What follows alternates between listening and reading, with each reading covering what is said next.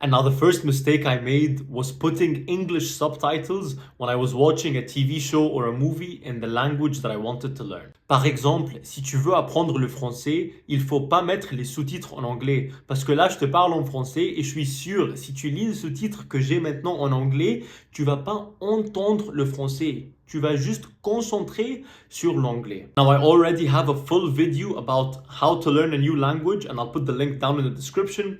But in that video, I talk about how watching kids TV shows will really help you learn a new language. Because with the kids TV shows, the pace of the shows are so much slower. So if you're reading the subtitles in the language that you want to learn for a kids TV show, I promise you, it will really help you in the long run. Y el segundo error es evitar hablar con la gente. Or in English, the second mistake is avoiding talking to people in the language that you want to learn. Now, I know at the beginning, when you're first learning a new language, it's a bit scary to talk to people in the language that you're trying to learn. And now, a few things that helped me out was that when I would feel nervous before talking to people, I would just talk to myself in the language that I wanted to learn.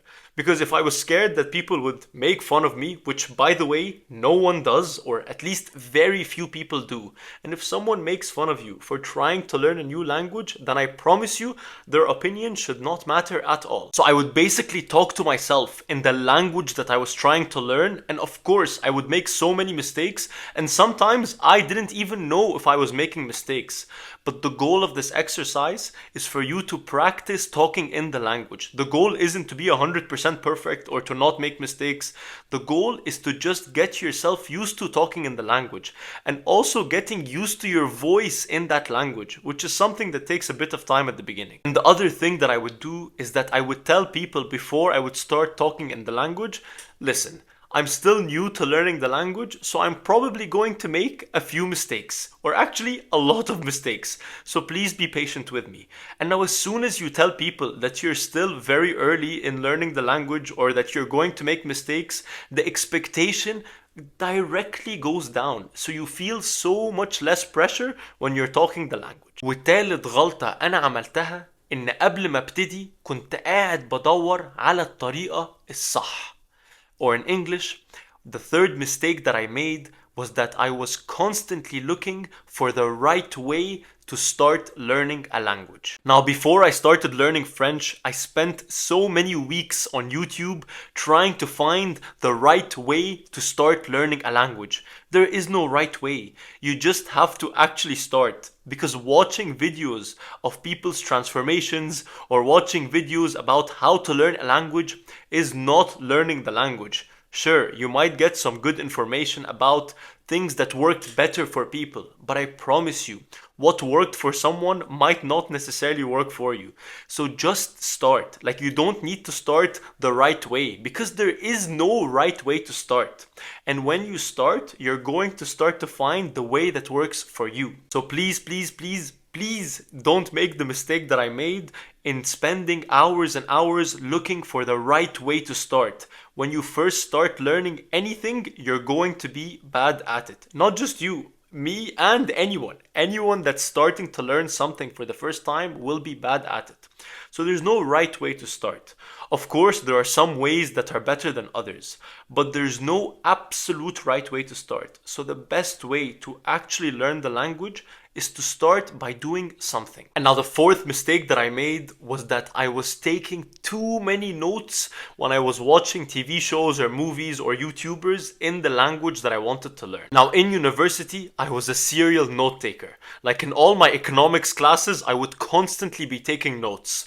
So when I first started learning French and I was consuming all this content where I only understood like 2% of what was being said, I found myself taking so many notes. But then after watching the content, I would look at my notes and I would feel so overwhelmed. So then instead of actually looking up what the words meant, I would see so many words in front of me and I would then decide to not do it. Now a rule of thumb that I used in the French and Spanish TV shows that I was watching was that if a word or a phrase was repeated more than 3 times within the same episode, I would then take note of it. Now unless you absolutely love taking notes and you know that you're going to be reviewing the notes and actually seeing what the words mean, Don't spend all your time taking notes. Enjoy the process a bit, because I promise you, when you forget to have fun during the process, it will be very difficult to make this sustainable.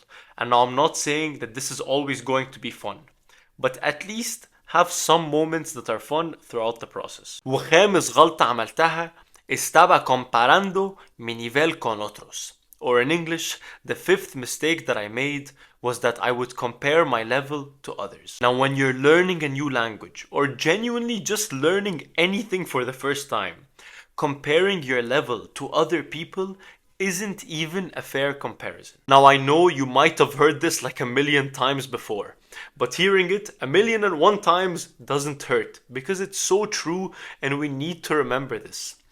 Comparing ourselves to other people isn't a fair comparison, even if the comparison makes us feel that we're better or we're more advanced than someone else. Because everyone's circumstances are so different. Like when I started learning French, it was around the COVID timing and my summer vacation for university was approaching.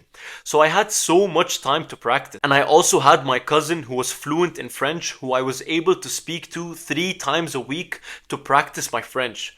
Cousin, if you're watching, thank you very much. But yeah, I had those advantages of having all that time and having someone to practice with. So if someone were to compare their progress with mine, it wouldn't be a fair comparison. It's not an apple to apple comparison. Whenever you find yourself comparing your progress with someone online or someone that you know, please, please, please don't let that discourage you because everyone's circumstances are different.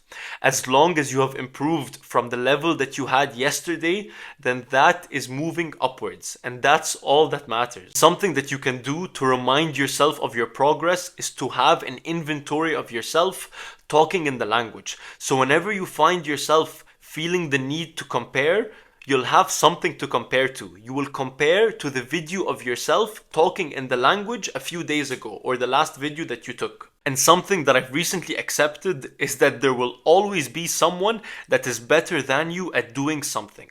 So as long as you are better than the person that you were yesterday, then I promise you that is all that matters. So yeah, keep an inventory of yourself so that whenever you get that itching feeling of wanting to compare, you will have something to compare yourself to, which is your previous self. Anyways, I hope you enjoyed the video and that I've given you a few things to think about. And like I always say, this is the Debo's way, find your own way. And I'll leave all my language learning videos down in the description below, so if you want to check those out, please feel free to do so. I hope you have a lovely rest of your day and I hope to see you soon. Peace!